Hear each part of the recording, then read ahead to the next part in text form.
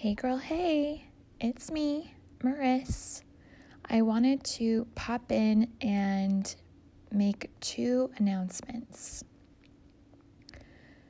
Today's episode is dedicated, this is the first dedication, and this episode is dedicated to Selva Koshafian. She is my husband's paternal aunt, and she died in October after a battle with cancer. I believe it was her 3rd. She and I were not super close emotionally. However, in January, when the podcast launched, I texted literally everyone and their mom and their aunt, right? I texted my husband's aunt, my aunt-in-law. And yeah, I was like, some of the people I texted, I was like, I don't know why I'm sharing my Codependent podcast with this person, but she was so supportive. And she kindly liked all my posts on social media all year. And this Armenian mother, grandmother, and wife, she, despite my reluctance in sharing with her, and I was reluctant to share the podcast with a lot of people, she resonated with the content. And this past May, when we got together with my husband's relatives, and she was like, Marissa, your podcast is very good. Boundaries are so important. I was like, they are important, Selva. And afterwards, my husband and I really remarked, wow, we did not expect that. And it was very humbling and kind. So thank you, Selva. This episode is dedicated in her memory. And yeah, if you can send some loving thoughts to my husband and his family while they cope with the loss, I would really appreciate it. And I strive to continue to make content that will resonate with you, dear listener, and with women like Selva. And I thank you for your support, and I thank her for her support. That is the first announcement. And the second announcement, we have officially launched the podcast's first product, the Confiding Codependent, 30 days of journaling prompts for a less codependent and more conscious you. For those of you who have already gotten yourself a copy, thank you so much. And for those of you thinking about getting a copy, check out codependent.com/tools for healing to get a discounted copy for just $20 through the end of November. Then the price is going to go up to $30. The document itself, for those of you who are wondering, what is this Confiding Codependent? Well, 30 days of journaling prompts, and it's broken into 3 sections. First, the prompts I created, and I was like, what do my girls need to ask themselves? What do they need to know? What are they trying to figure out and thus far have not been able to? Okay, I made this with you listening right now. I made this with you in mind. Okay, 3 parts. First part, looking at your past and the experiences that contributed to your codependency, the seeds that were planted in your childhood and adolescence. Next, part 2, we shift focus to the present, looking at what codependency looks like nowadays. How pervasive is it? Those seeds that were planted have maybe turned into plants, or a shitty garden, or a wasteland, and they're all tangled and contorted, and it's a mess. And I really hope you will get a grasp on how messy it is. Finally, the Confiding Codependent concludes with journaling prompts with a focus on the future, envisioning your less codependent and more conscious life. We want to uproot certain areas. We want to plant new and intentional seeds, and we want to tend to the areas in your life that are already working so they can grow strong and take deep roots to promote healing. Go to codependent.com/tools for healing. You can also check out the website for other resources, including free ones, at codependent.com. And now, without further ado, Miss Jelisha Gatling. Hey girl, Marissa here. You are listening to the Codependent podcast. As a young woman, you have been raised, reinforced, and rewarded for putting the needs of others above your own. Now, in your 20s, you're finding yourself exhausted, exasperated, and enveloped in shit relationships, especially the one you have with yourself. Codependency is a way of being where we put the feelings, wants, and needs of others above our own in an unconscious attempt to meet our own feelings, wants, and needs. Sorry to break it to you, sis, but that is not sustainable. This podcast is to help you undo all that so you can stop playing small and start taking up space, you dummy. Let's get to it. Everyone, I'd like you to meet Jelisha Gatling. She is a couples therapist, money mindset mentor, and private practice strategist for therapists. When she's not helping couples or mentoring therapists on their biz and money mindset, you can find her writing, watching the ID channel, or painting. ID is interior decorating? Investigation discovery. Oh, God. There you go. Investigation discovery. Jelisha, thank you for coming on. Thank you for having me, Marissa. I'm honored to be here. Yeah, you sent ID. I was like, interior design? I guess I never spelling that out. I just assume everybody knows ID channel, the channel. Mm-hmm. Well, yeah, I'm a little codependent, so thank you for correcting. So first and foremost, I'd love to hear how you define and describe codependency.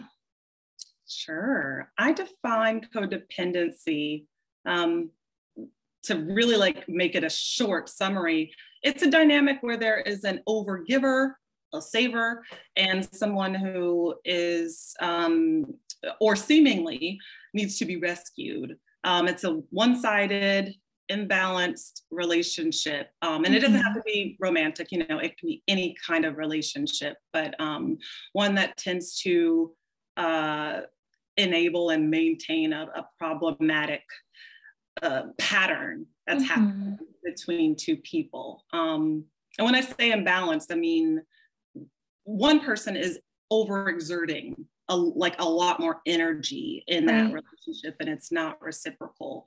Yeah, that would be And my the, right. So saver, giver, taker, yeah, victim, yeah, and damsel.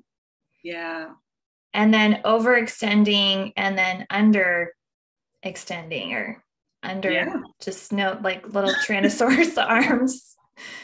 Right? yes, Yes.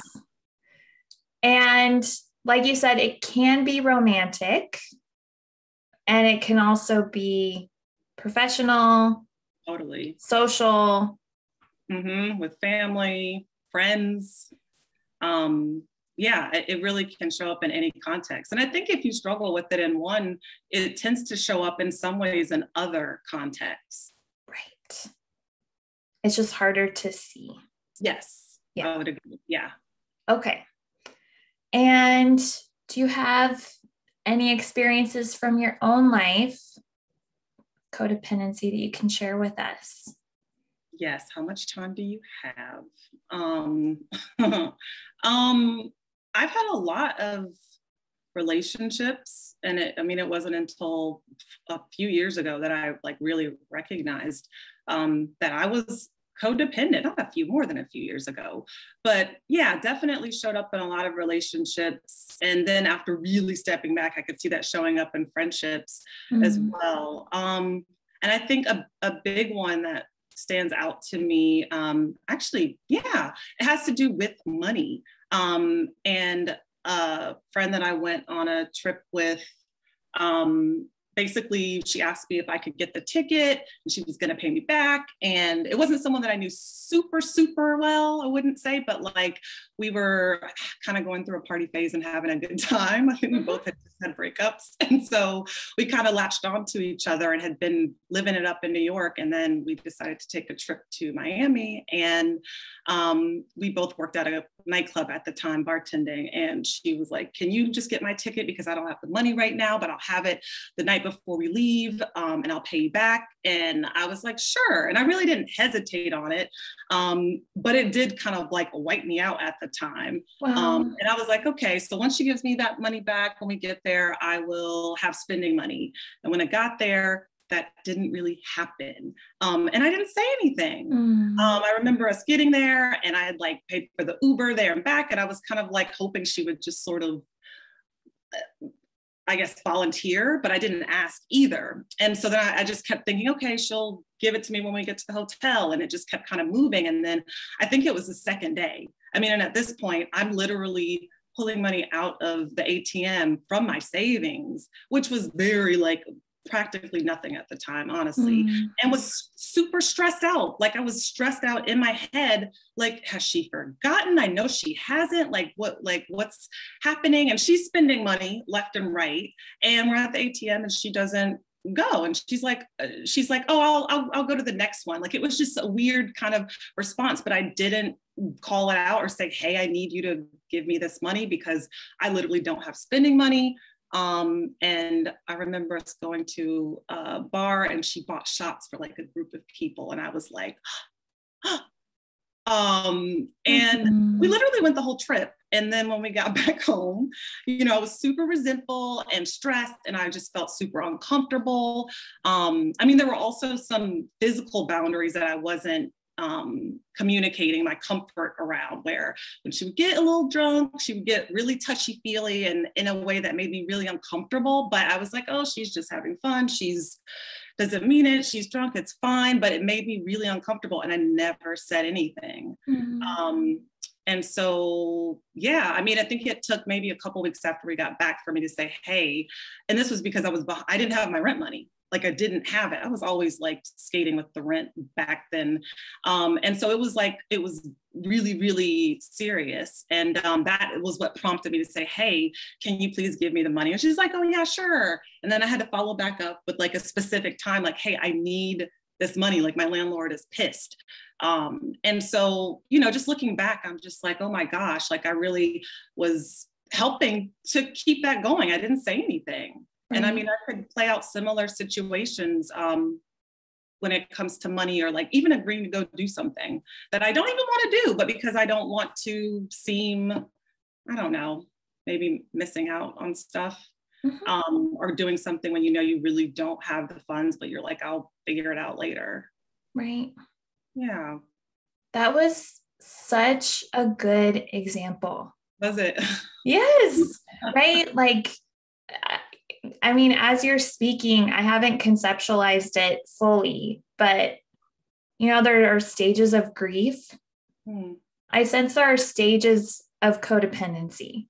And I don't know what, but like we don't say anything. That is a stage.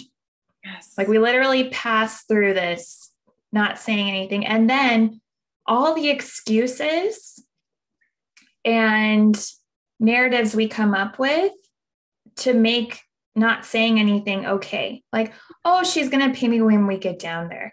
Oh, maybe she forgot, but she didn't forget. And like, we're just losing our minds. And then I think the final stage and the hope is that we get ourselves backed into a corner where it's so tight and we have nowhere else to go that we finally say something. Yeah. Right? Like you were going to potentially get kicked out of your apartment, Jelisha. I know. But that's what we do. Like I've talked about it on the show thus far. Like I have been literally put in corners by men, right?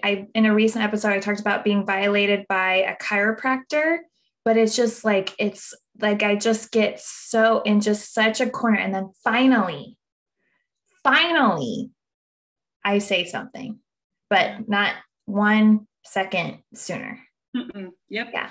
Stages of codependency. We'll talk about it later, you guys. But yes. And so this is one example with a friend, and it pervades money, intimate relationships, work, etc. Yes. Yes, it does. Right. So in your work with clients who you're like, yeah, I think there's codependency here. What are some behaviors with money you've observed? I have come to actually notice some telltale signs before I even have the first session. Wow. Yeah, it's very interesting. When it comes to the process of filling out intake paperwork, I've had couples where one person will say, oh, you can just send it all to me, I'll fill it out. Or they're going to forget, or they might be late, so you don't even have to email them. Like people from the get-go wanting to kind of be the sole person to take care of all the business stuff. And so I've noticed that with those patterns, that tends to show up in multiple contexts in their life, but I see it playing out right in front of me. I have a rule or a policy that when I'm seeing a couple, both couples have to put a credit card on file, both. I have one as a default, and if this one falters for whatever reason, this one's going to get charged, and they sign, they understand that. But I'll have some couples, and to be honest, I kind of do this on purpose because I could make it required to fill out that part, but I don't. Just to see, because sometimes one person won't fill it out, which, I'll bring up in the session. And you can kind of see, like, just based off of their response, like there's something there. And also you can sometimes tell when they haven't talked about it. Like they saw the form, they both signed it. And then when I say, hey, who wants to be the default person on file for the payment? And they say, and there's like avoidance, or one person just kind of pretends like they don't hear me.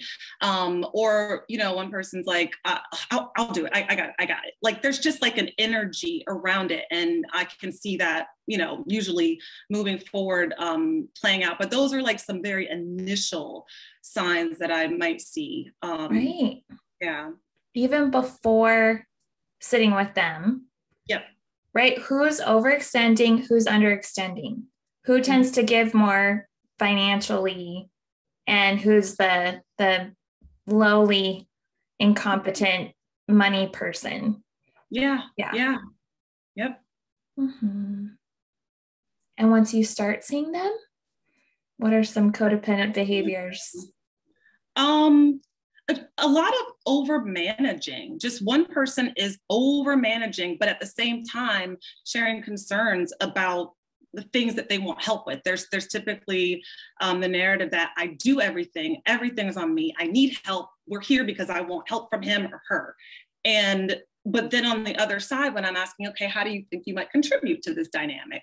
That's what I'm listening for. That's what I'm challenging them to see what part are they playing in that dynamic? And a lot of times, like, I will send an email, maybe following up about a homework assignment, or I need a new credit card, it's expired, whatever. And I've told them from the beginning, I need both of you to be copied so that we're all on the same page and nobody misses anything. Maybe I'm rescheduling, you don't know. And that person will respond to me, the over manager, without their partner copied. It happens all the time. Mm-hmm. And I say, please, I have to remind them, but they're like, oh, I'll tell them, or they're going to forget anyway. So, that's something that I'll see as far as in between communication, but typically not trusting that their partner will step up and will keep their word. Therefore, they don't give them the opportunity to show up for them in the way that they need. They don't ask, or they ask once.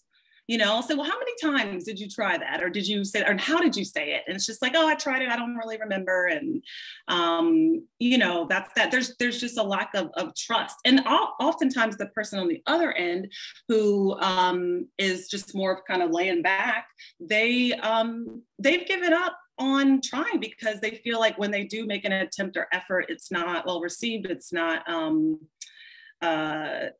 done well or done the right way. But also there can be like some learned helplessness there too, that their partner has been enabling from the very beginning, and maybe even taking the place of their mother or, their parents. And so, you can see that playing out in sessions, like live in the room. I mean, even with talking, when I ask one person a question and the other person's literally goes to recap it, like, well, what he means to say is, and I'm like, wait a minute, I find them almost stepping on my toes. And so I have to like draw that line and say, hey, I don't need you to recap. Like, I can ask them what they meant, So I have to do a lot of like boundary setting with that, but that oftentimes tells me that that's similar to what they experience at home. Right. So overgiver, undertaker. And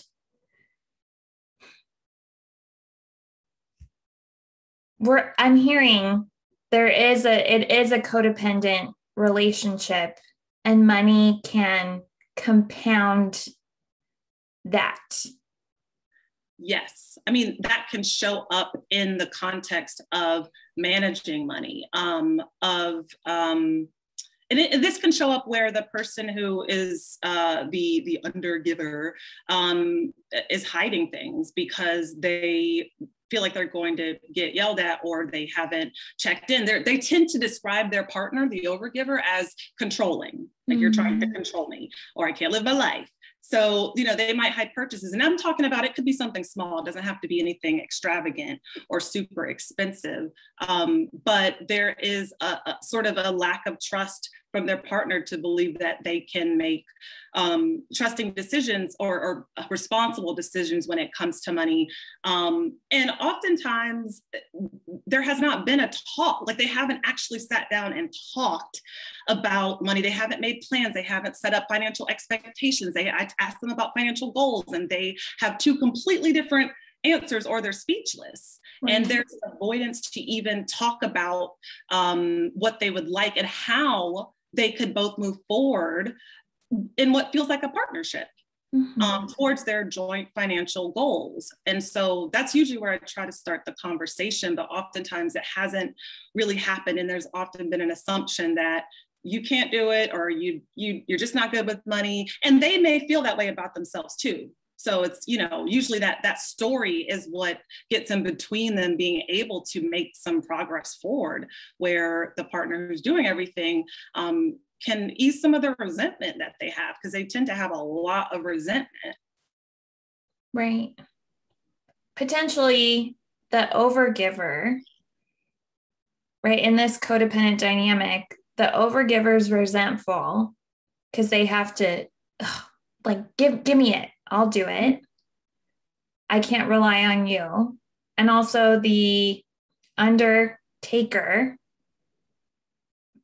because I'm not a child and I can make decent adult decisions about money.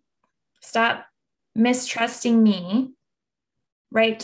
It just sounds like resentment could be all encompassing in that dynamic. Oh, yeah.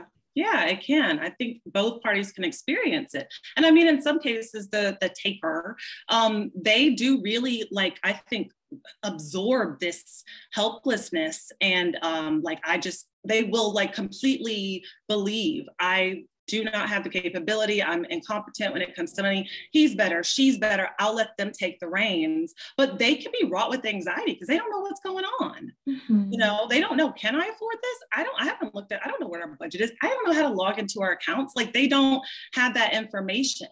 And so that not knowing, on one side, it can be comforting because then they can keep the blinders on and just put it all on them.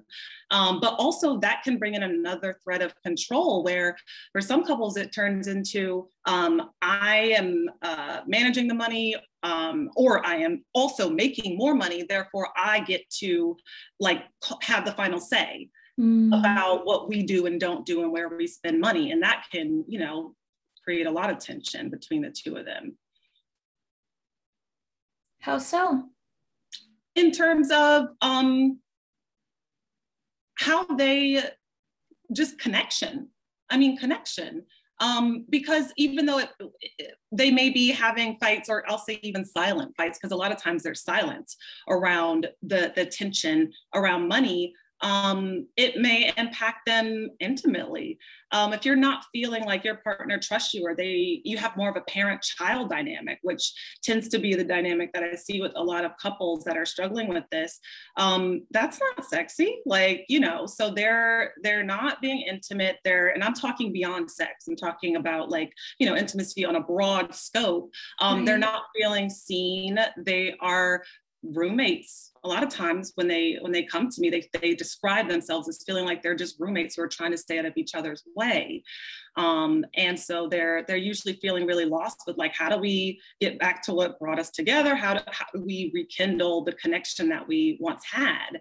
And usually feeling pretty hopeless. So, I mean, and that can also result in overworking, you know, exiting into other things to cope and deal with that lack of connection or intimacy that you know, you're not finding when you get at home. Right.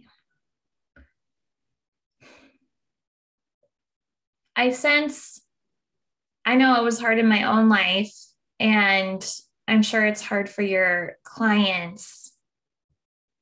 How do you help them acknowledge that despite how unfulfilling, unsexy, tension making this dynamic is, how do you help them acknowledge the part of it that serves them, right? Because they just keep it going until they come. Like, how do you help them see, like you have contributed to this? Yeah, I mean, I try and frame it. I use the word context a lot. So I'll say the context of the relationship. How do you think you might have contributed to the context that resulted in this conflict or this argument? And I mean, and I give them examples to kind of help them so that they don't get super defensive, or just trying to prevent them from feeling like going into that they're in blame or personalizing it. But I mean, something that might contribute to the context could be, I came home from work and I didn't decompress. I hadn't ate all day.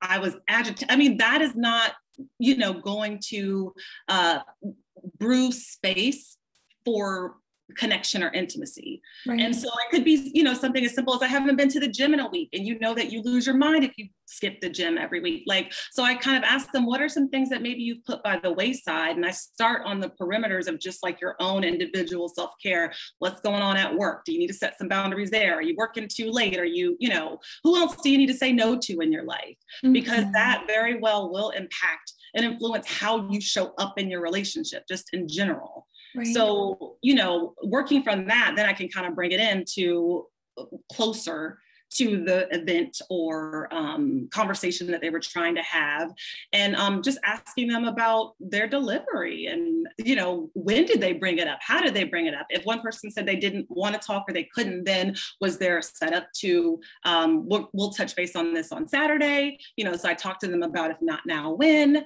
And also like being clear about what do you need to feel safe having this conversation or sitting down and doing a budget. Like, let's plan around that. It's not just a matter of sitting down and doing the thing. Right. Context. Yes. There's so many threads, you know, that impact how we show up and our capacity and our bandwidth. Speaking of context, where do you sense these codependent patterns around money come from? Ooh. It could come from, there's a number of scenarios coming up. One might be if you were, I find that a lot of times the person who's the overgiver, the saver, that they grew up very parentified. And so I found, or especially if they're like a firstborn and maybe they have younger siblings, maybe they were in a single parent home, and they, you know, took on a lot of adult responsibilities early on in life, they tend to want to be more in control. And also it's been like a badge of honor. Like generally that person and their family is the one who no one worries about. Like she's got it together. She's all good. And it's like, it's a positive thing, but also it creates, I think, this pressure to like always get it right. And also I think it makes it difficult to reach out for help. You know, and I can relate with that. I mean, I'm that person in my family, and my brothers are, you know, I feel like there's not a lot of space for me to have a meltdown, you know? And so I see that narrative playing out typically in that dynamic. And, you know, they are that person who might be an oldest child or parentified child who had a lot of responsibility. They may, they tend to be comfortable and familiar with caring for someone else. It makes sense that they would be drawn to and attracted to someone who's like, help me, I need help, or, you know, my life's been hard. And there's this high almost that can come about from the ability to be able to fix them. And that might be, I'll pay your loans off. I'll help you until you find work. But there are no conversations about, well, until when, and what are you doing to find work or to work on this business that you want to start. Like, it's just kind of like blanket. And so those are the conversations that they're not having. Right. But yeah, that's one. And also I think just seeing that modeled in their home growing up. I mean, even speaking personally, you know, there was definitely codependency between my parents growing up. I didn't have language for it in that way. It was just like, mom's strong, she's holding it down, she's and I mean like emotionally, like in all ways, really like overexerting. And I just thought this is what strong Black women do. Like we take care of shit. That's what we do. And we don't complain. There's no space for complaining or whining. Like, no. There's no depression. Like, what is that? Nope. Get that language out of here. Like, very much like, get it together, do what you got to do. And you take it on. You know, so I think that very much can be a dynamic that, or not a dynamic, but circumstances in childhood that can definitely make you susceptible to being in more codependent relationships. Right. Modeling, parentification, badge of honor, right? The the reinforcement of taking care, overextending, and also maybe implicitly with that, no room to ask for help. Yeah. Mm-hmm. Yeah. Yeah. I remember, my parents and money. It's very interesting. And when I was younger, you made me recall this memory. My dad and mom worked. I went to singing lessons, right? We had privileges. My sister did club soccer. That was an expense. We went on vacations. And one impactful conversation, my dad told me, I think I was in middle school. He said, Marissa, we live paycheck to paycheck, which was not true at all. But I was like, oh my God, we live paycheck to paycheck. And, through that experience and others, I came to the conclusion, I sense I overextended myself in like not costing as much, not wanting to, like, I wanted to be a cheap date or, I was just mindful of the burden that I may have. And like through that modeling, like you said, I sense I was a middle child, but I was more responsible. And having that be a good thing and rewarded all really contributed to money in my codependent relationships too. Oh, isn't that interesting how like your parents saying one thing or asking one question can like influence the way that you relate to money or I mean, it's just like fascinating. One sentence. Right. Yeah. And, if I love this exercise to have the context, now looking back at it, I can challenge that statement easily and just, let it go off, let water off a duck's back. But back then I didn't have context. I thought this is true. I need to be mindful. I need to save. Oh gosh, like what happens next month when there's some expense? I didn't know. So I have to, as young women, listeners, we have to work through that and give it some context then and now. Yes. Mm-hmm. That's so important. Then and now. Right. Mm-hmm. Are you looking at this present situation through the lens of the past? Yeah. That's a question I ask often to clients and myself. Yeah. And with the couples you've worked with, what are the consequences if we maintain these codependent money behaviors?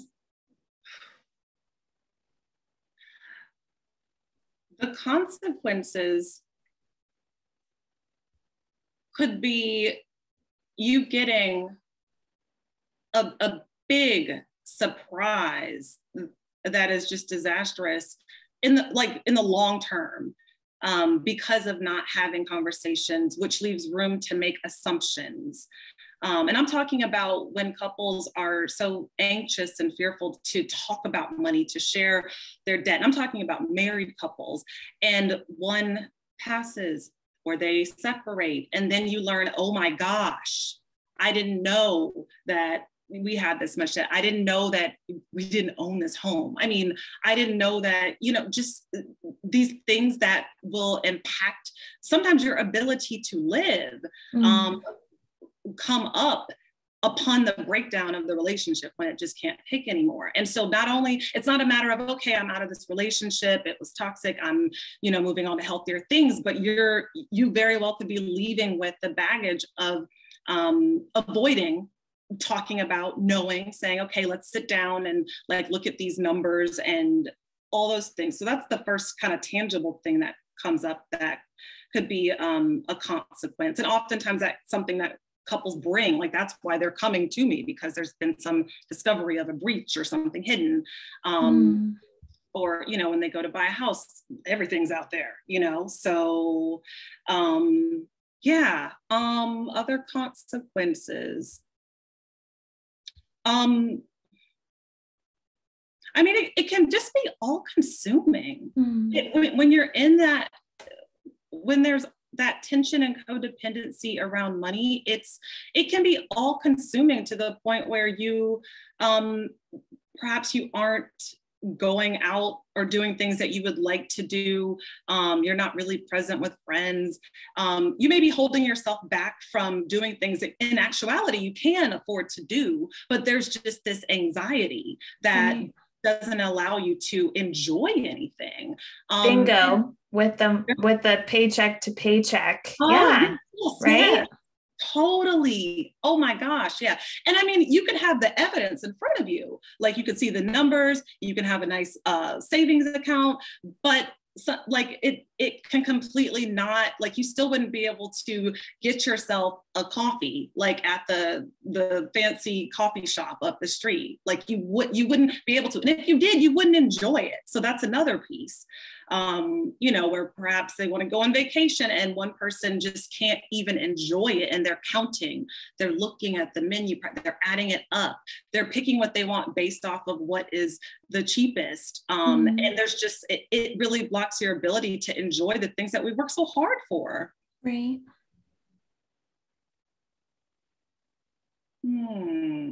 I mean, and outside of that, within the relationship, I mean, kind of going back to this piece of connection, intimacy, and the longer that it goes on, the harder it is to break out of.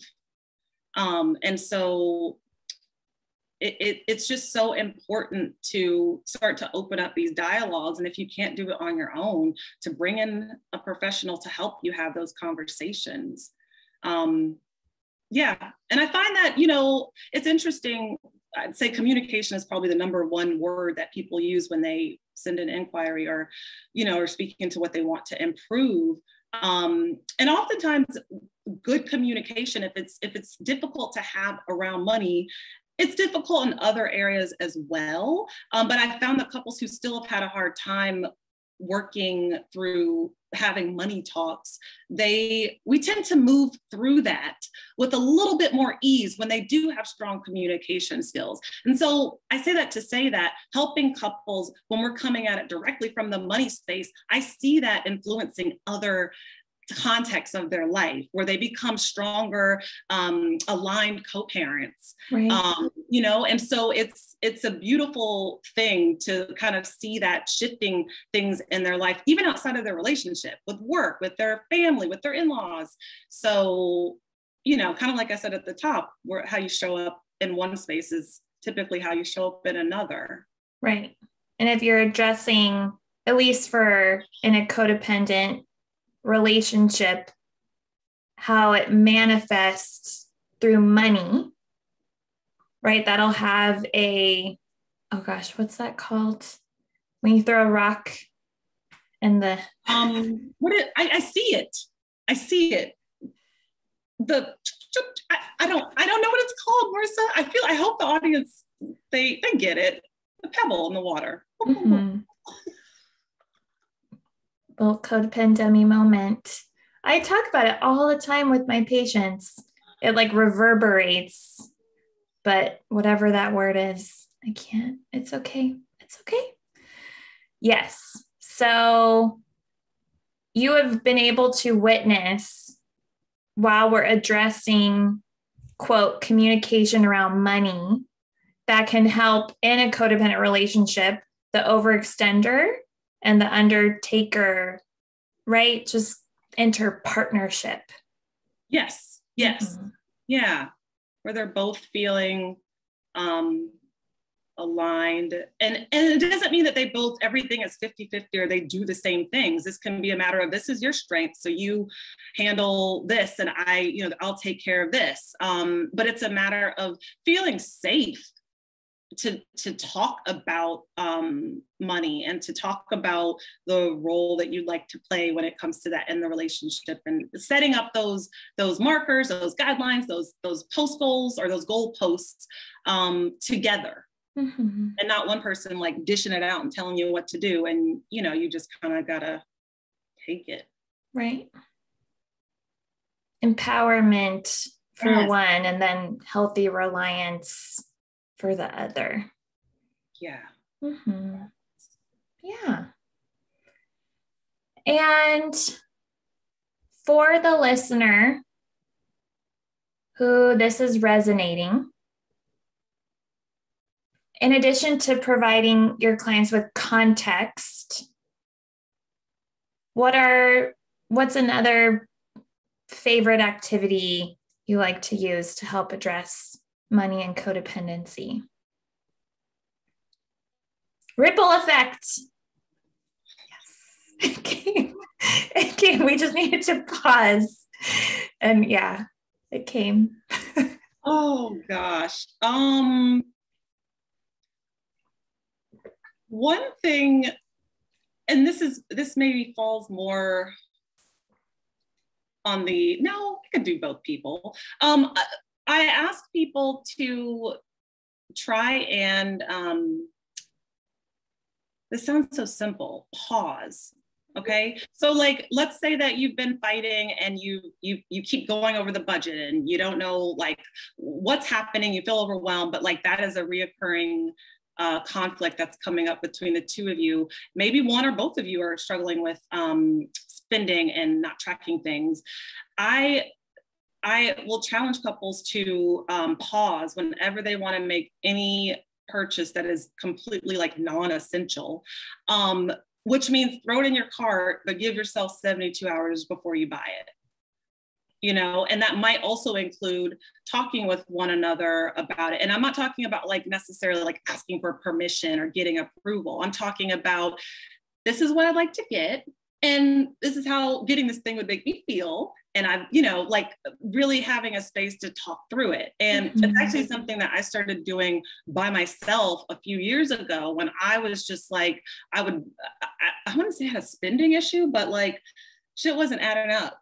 And so I kind of created this rule where I said, okay, throw it in the cart, save it, because there was something about like doing that made me feel like I kind of got it. Like I got that high. And then usually 72 hours later, I was like, I don't need that, or I don't even like that much. And I'm a person that never returns stuff. So like, I know that's like the worst. I never return anything. I have stuff that I do not want that could be however much. And so I was like, you gotta like cut it. So like just that pausing, and not only in terms of purchases, but also like another space that the money issue can come up. It can come up around saying yes to social obligations or invites that perhaps you don't really want to go to, or that you can't afford. And so I say, hey, especially if the two of you haven't already talked about it and it's a joint thing, especially, or it may impact the joint finances. Right. Tell the person who asked you about something, let me think about it. I'll get back to you. Like that's even a middle ground. It doesn't even have to be necessarily a no, but I think just having that middle ground, it can give you some time to step back and think about it rather than saying yes out of obligation or pressure or sometimes embarrassment. People feel like they don't want to say, I can't afford to go to your wedding, or I can't afford to do whatever, right? And so I think like taking some time back to talk with your partner in a safe space about it and make an intentional, like informed decision with your reasons that are valid and meaningful for you can help you to make more intentional purchases with money, which feels really good. Intentional and informed decisions. And that makes you feel empowered, you know, the more that you do that. And then also you're giving yourself permission to not have to say yes, or to give in to that whim of, oh my gosh, those pants are so cute, you know, like to bring it back. And I think it also gets rid of that narrative that you might have, well, I just don't have control, or I'm just an emotional spender. It's like, we're like rewriting those stories. Right. And changing that. So yeah. Mm-hmm. Or I'm codependent and I can't say no, or yeah, we can use it as a crutch. And now we're like, no, you were codependent. Now you're more conscious. Yeah. So context, pause, 72 hours. And if you're in a relationship, sensing codependency in the relationship, also including money in the relationship, talking about it for an informed, intentional decision. Yes. And I think, like, just to really emphasize, I know I said this earlier, just want to really emphasize this. This is not, I'm coming to you, can I go to the game this, weekend or what? It's not that. I'm not encouraging that at all. But there's something about the person who maybe tends to just do whatever on a whim, or is highly avoidant of what might actually be available to spend. That person coming and bringing that to their partner is super vulnerable for them. So I'm telling them, look, this is an act of vulnerability. And I'm explaining that to their partner, who is the one who's the overgiver, because they're like, this isn't a big deal. So I have to bring them down and help them to understand that, like, if your partner does this, I need you to receive it and to hold space for it, because this is important. Like, you're wanting them to show up in this way. They're sharing this with you. They're sharing something that they want to do, or they want to talk through with you. And, you need to recognize that as such, while also, holding any boundaries if that particular thing or activity may not be in the cards right now. And also, I like to add the caveat of not yet, or not now, or like brainstorm together middle grounds. Right. Not permission, partnership. Yes, love that. Working this through. Yeah. We're not asking permission anymore. Yeah.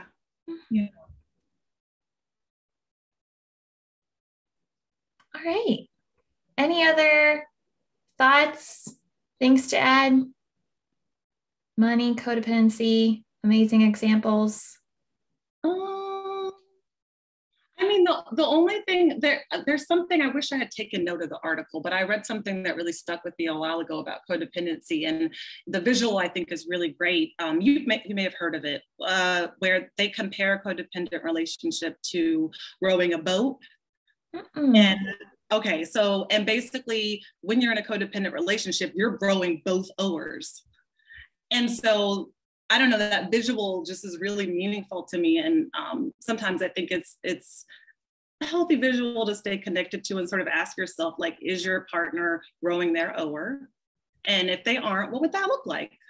Right. What would that look like if you both were rowing the oars in your relationship? Or with, we could talk about money, we could talk about housework, whatever, parenting. But like, what would that look like where both of you have one oar? Or are you literally straining yourself and your partner is sleeping in the boat? Right. So that's a beautiful metaphor. I haven't heard that. Yeah. Cool. And it's a good, like, okay, who's rowing? Am I rowing? Are we both rowing? Are they rowing? Do I need to start rowing? Yeah. Are you rowing other people? Right. Yeah. Awesome. Well, thank you so much for coming on. Thank you. And if someone is needing more help with their money, codependency, spending, anxiety, what resource do you have to share? Yeah, I have a resource. It's called 3 Money Anxiety Tips. So basically 3 very actionable tips that you can do literally. You can start one of them today, especially if you feel a lot of anxiety and avoidance around money. I think you can pick any one of these to just begin to kind of peel back some of the layers around money and start to get a little bit more comfortable in that space. Awesome. And I'll put a link to that in the show notes. And preferred way to contact you? Preferred way to contact me, email. email, my handle is Let's Unpack Therapy. So you can find me on Facebook at Let's Unpack Therapy or let'sunpacktherapy.com. So that's Let's Unpack as in baggage, therapy.com. Awesome. Okay. I'll put links to that as well. And thank you so much. Thank you, Marissa. Bye, everybody. Hey, girl. It's Marissa again. I'm not like a regular podcaster. I'm a cool podcaster, right? Thank you for listening and staying till the end. You can find me on Instagram at Therapy with Marissa. Email me, marissa@codependummy.com. Check out codependummy.com for more information on the show. And baby girl, a subscribe, rating, and review would be much appreciated.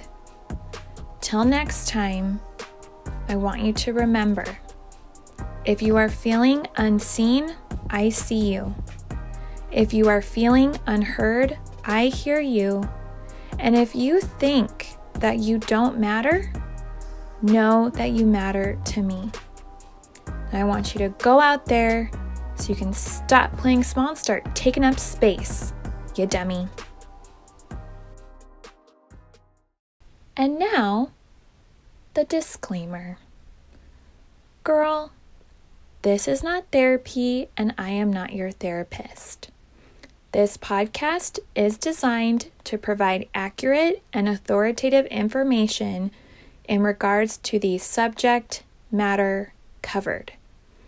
It is given with the understanding that neither the host, publisher, or guests are rendering any legal, clinical, or other professional service. If you want or need a professional, please find one.